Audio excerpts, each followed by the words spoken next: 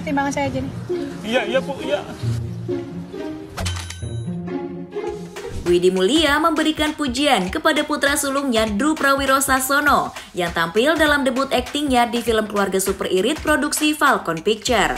Dalam film ini, Drew memerankan Billy, anak kedua dari pasangan yang diperankan oleh Widi dan Dwi Sasono, yang juga merupakan karakter utama dalam cerita. Widi mengaku terkejut dan bangga dengan penampilan anaknya, terutama karena ini adalah pengalaman pertama Drew di dunia seni peran. Tak hanya Widi, Dwi Sasono sebagai aktor dan ayah juga merasa kagum, bukan hanya pada anak-anaknya, tetapi juga tim produksi yang terlibat. Kehidupan nyatanya. Pastinya sih. Iya sih. Ada banyak banget kemiripan Linda dan Tony sama ibu dan bapak di rumah, dan Skalanya aja beda ya. iya skalanya Tapi yang, ya sama ya. iya kerasa ya. yang menjadi main kan efisiensi di sini. Dan itu juga salah satu main aspects of like our life as a family itu juga. Jadi hidup efisien itu juga kayak misalnya yang kecil kalau keluar bawa kotak makanan atau packaging sendiri gitu, Tumbler, tumbler, Iya. biar pertama nggak buang sampah dan bisa diisi ulang lagi. Nah, yang menarik ketika kita diskusi dengan karakter Drew yang asli, begitu pendekatan ke Billy, dia tuh menolak sebenarnya. Aduh, dia tuh akan manis banget. Aku bilang nggak boleh kamu terbawa perasaanmu di sini. Kenapa ya Billy begini banget? Harusnya dia ngerti ya gitu misalnya. Akhirnya di sini tantangannya, aku harus dorong dia jauh dari dia aslinya. Billy, Drew, karakter Billy itu mewakili orang-orang yang nonton, bahwa orang-orang ini tuh akan terheran-heran sama kehidupan irit ini, dan kamu tuh mewakili itu gitu. Jadi diskusi-diskusi kita sehari-hari itu tuh akhirnya bikin kita jadi lebih dekat, dan dia jadi lebih ngerti bahwa dalam realitanya nggak ada orang yang sempurna yang mau hidup susah, tuh nggak ada. Pasti semua maunya senang. Cuman bagaimana dia ngetawain usaha-usaha orang yang sok seneng hidup susah tuh, gitu kan lucu gitu. Dan ini nggak akan bisa kita bahas dengan nikmat kalau nggak ada cerita ini. Justru cerita ini adalah sumber kebahagiaan kita untuk bisa jadi diskusi dan jadi punya visi dan jadi punya empati besar gitu sama orang-orang yang emang susah hidupnya. Di sini kan kita boleh dibilang pura-pura susah ya, tapi kita jadi punya empati gitu. Setelah seusai kita syuting, kita jadi bisa lebih ngobrol. Dulu orang susah tuh nggak ada yang sok nangis, semua ketawa karena ya hidup kan susah gitu. Jadi aku apresiasi banget usahanya itu untuk bisa punya empati yang lebih besar, melihat lebih dekat. Tapi Drew, mungkin kan kamu pertama kali bermain di film ini ya, debut ya. Ada keinginan lagi untuk kayak nggak kapok gitu, karena kan tadi kan belajar kan agak sedikit sulit ya untuk acting debut pertama kali ini. Ada rasa ingin lebih penasaran lagi kah? Ya, pastinya sih. Aku selain jadi aktor, ini kan jadi aktor, juga ada ketertarikan dalam film juga sih.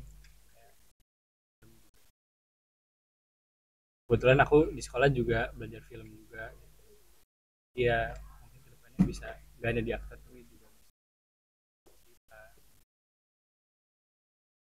Tapi sebagai aktor ya ketagihan sih, mungkin setelah melalui proses dan akhirnya ngeliat hasilnya.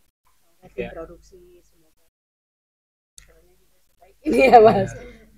Masih ruang buat belajar. Terima kasih banyak.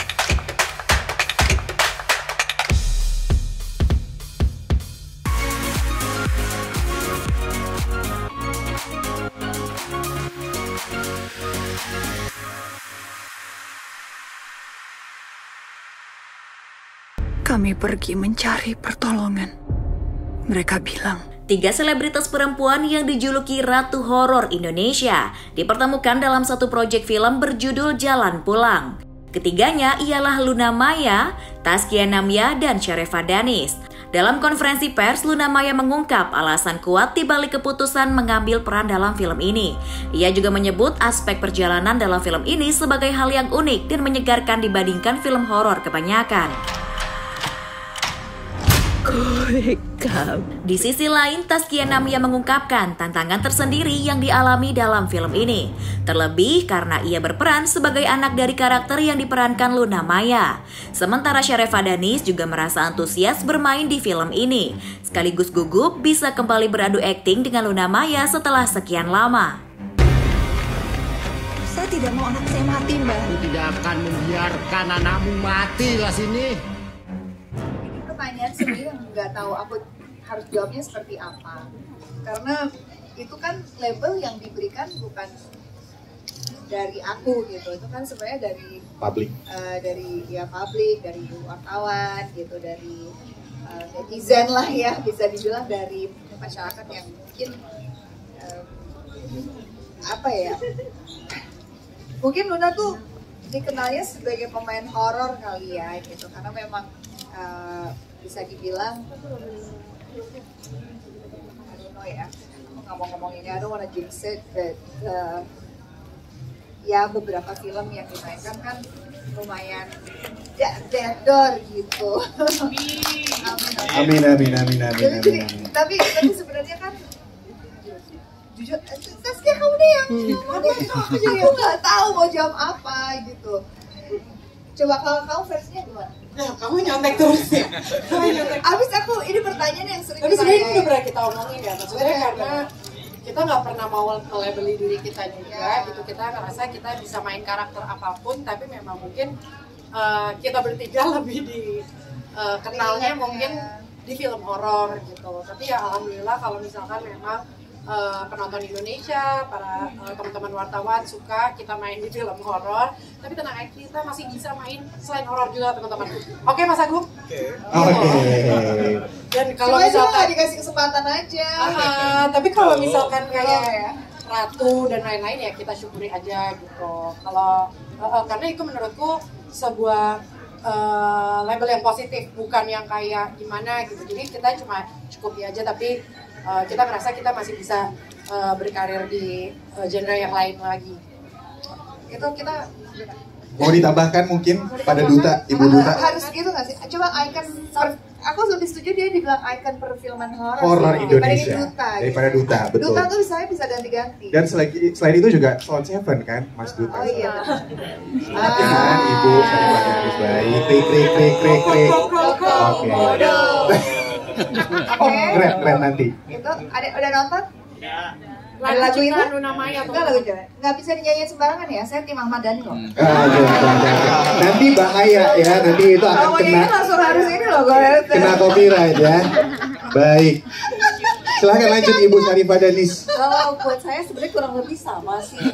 Kalau buat saya itu kalau sampai dinobatkan untuk menjadi seorang ratu horor itu pressure yang cukup besar ya, karena ratu tuh kayaknya sesuatu yang besar gitu, dan saya merasa saya belum bisa dinobatkan untuk itu gitu, karena aktris Indonesia yang hebat bermain dalam horor itu menurut saya banyak sekali. Jadi saya merasa dengan sangat rendah hati gitu, saya merasa saya belum pantas untuk dinobatkan menjadi seorang ratu horor gitu. Dan kalau buat saya pribadi, duta horor termasuk kita juga, dan saya juga nggak, kalau buat saya sebagai seorang aktris, saya nggak pengen dikotak-kotakan juga gitu, hanya ratu horor, karena saya juga merasa saya pengen bisa mengeksplor kemampuan aktris saya.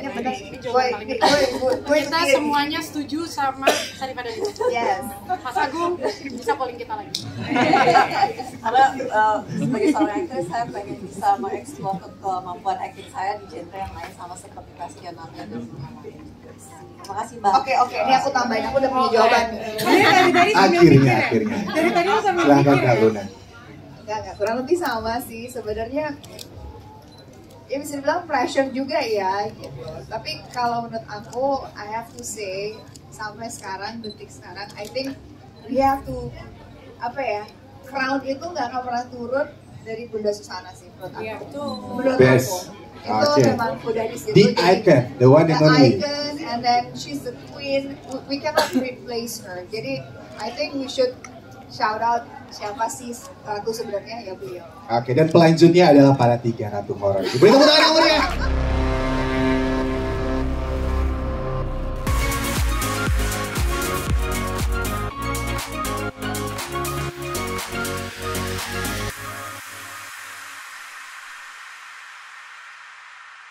Natasha Wilona akhirnya memberikan tanggapan mengenai kedekatan antara Fuji dan mantan kekasihnya Verrell Bramasta. Wanita yang akrab disapa Wilona ini menunjukkan sikap dewasa dan santai dalam menanggapi isu tersebut. Wilona juga menekankan bahwa selama Verrell dan Fuji saling memberikan pengaruh positif dan merasa bahagia, tidak ada alasan untuk mempermasalahkan hubungan mereka. Sikap bijak Wilona ini dinilai sangat dewasa dan mendapat banyak pujian dari publik. Aku sih ngeliatnya kayak oke aja ya, happy aja. Karena kan maksud aku selama mereka berduanya juga happy dan merekanya juga masing-masing membawa hal yang positif kedua-duanya, kayak nggak ada yang salah ya. Iya nggak sih? Support, berarti support kayak? Aku selalu support semua teman-teman aku atau kayak even mungkin mantan aku ya, kalian tahu mungkin aku juga bahkan pernah syuting sama mantan aku juga. Aku sangat suportif dan aku selalu mendoakan yang terbaik buat mereka, karena bagaimanapun juga mereka pernah melakukan hal yang baik juga di hidup aku. Bahkan kedua sih, aku udah enggak, soalnya semenjak aku udah mulai bener-bener fokus di bisnis dan juga syuting, kayak ya pada akhirnya udah jarang banget ketemu dan berkomunikasi. Soalnya kan Mas Dewan hobi olahraga juga nih, mungkin mungkin promosi kan tidak semua cowok ya suka pilates, terus ada cowok nih ya, makanya tolong ya, kadang-kadang cowok tuh berpikir pilates tuh cuma olahraga buat cewek. Mereka mikir males ngapain stretching begitu sampai kiri kanan cewek. Padahal sebenarnya penemu pilates tuh cowok justru, untuk tentara sebenarnya dan atlet. Tapi datang ke Indonesia stigma masyarakatnya berubah. Jadi aku berharap sebenarnya lebih banyak cowok-cowok yang pilates juga mencoba gitu. Tapi dirimu mungkin ngelihat apalagi kan hubungan mereka tadinya jarang terekspos dan sekarang sempat terekspos nih, bahkan dibilang sudah resmi. Gimana nih kamu mungkin? Iya, aku nggak tahu ngikutin. Kemarin sih. Kemarin nonton bola bareng Indonesia dia. Apa tipe yang bucin atau gimana sih? Aku nggak, jujur sih aku nggak gitu ngikutin banget kayak detailnya gimana progres hubungannya. Cuma kalau menurut aku, kalau kelihatannya kan kayak happy aja ya. Kalau emang happy aja dan maksudnya nggak ada masalah, ya udah. Kita pasti harus doain yang terbaik dong. Tapi Verrell kan tipe yang bucin juga sih sama pasangan saat sama-sama kamu juga dulu. Zaman dulu tuh kita masih agak-agak terbilang sedikit bocil ya. Umur belasan itu, ya kan kadang-kadang aja kalau ngeliat diri sendiri ke belakang kayak gila, ternyata dulu gue pernah begitu ya. Gitu. Tapi kan kalau kata mama aku kayak itulah fase kehidupan orang. Mereka akan ngelewatin masa-masa ABG, melakukan kesalahan, bangkit, jadi lebih dewasa sampai akhirnya dewasa. Jadi ya aku ngerasa yang terjadi di masa lalu itu adalah fase kehidupan yang memang harus aku lewatin di saat aku juga masih terbilang remaja menuju ABG gitu. Masih sih enggak, cuma lebih yang kayak wah gila dulu gue kayak gini ya, aduh ternyata kayak gini ya. Mungkin kayak teman-teman media yang mungkin juga pernah ketemu zaman-zaman dulu pasti ngikutin lah perkembangan aku dari yang dulu banget sampai sekarang gimana. Ya gitulah kehidupan. Perubahan drastisnya gimana sih mungkin dulu dan yang sekarang kalau kamu lihat misal 5 tahun yang lalu Kak Wilona? Jadi aku yang dulu 5 tahun yang lalu ya lebih banyak main, lebih banyak santai. Maksudnya kayak aku emang udah syuting dan lain-lain, cuma aku lebih kayak, bagi aku prioritas hidup aku tuh cuma diri aku sendiri. Yang penting diri aku happy, keluarga aku happy, aku bisa liburan ke luar negeri, bisa pacaran, udah happy aja. Sesimpel itu. Jadi kayak ya kalau orang bilang apa ya, tanpa beban ya hidupnya. Tapi setelah 5 tahun kemudian, yaitu masih sekarang, aku jadi sadar bahwa ternyata hidup itu tidak selalu hanya tentang bersenang-senang, bahwa hidup itu bukan cuma tentang hari ini, tapi harus mikirin hari esok. Dan hidup itu juga bukan cuma tentang 1-2 orang yang datang di kehidupan kita, tapi tentang bagaimana cara kita melihat setiap orang yang datang di kehidupan kita ini membawa arti dan juga memberikan pengalaman yang mengajari kita untuk jadi lebih dewasa di next stage-nya. Itu sih yang aku lihat. Tapi kapan sih mulai, kamu kan kemarin masih kecil, itu sering main, memikir diri sendiri. Tapi kapan? Usaha inilah, jadi 2022 itu aku udah mulai kayak oke, harus fokus. Karena aku tahu bahwa usaha apapun kalau nggak dijalanin serius dan dibawa bercanda, ya hasilnya bercanda gitu. Tapi adaptasinya gimana? Pasti kan nggak mudah tuh dari sampai sekarang. Nggak mudah, tapi karena dari keinginan aku sendiri jadi lebih gampang ya. Jadi kayak mungkin kita harus berkorban masalah waktu. Kamu nggak bisa terlalu banyak nongkrong lagi sama teman-teman. Kamu mungkin yang dulu at least seminggu bisa 2 kali ketemu teman-teman hangout, ini mungkin ya 3 minggu sekali ketemu aja udah bersyukur. Kalau enggak ya udah gitu. Dan teman-temannya untungnya maklum. Dan lebih banyak waktu pasti akan tersita karena kan harus fokus di bisnisnya juga, harus syuting juga.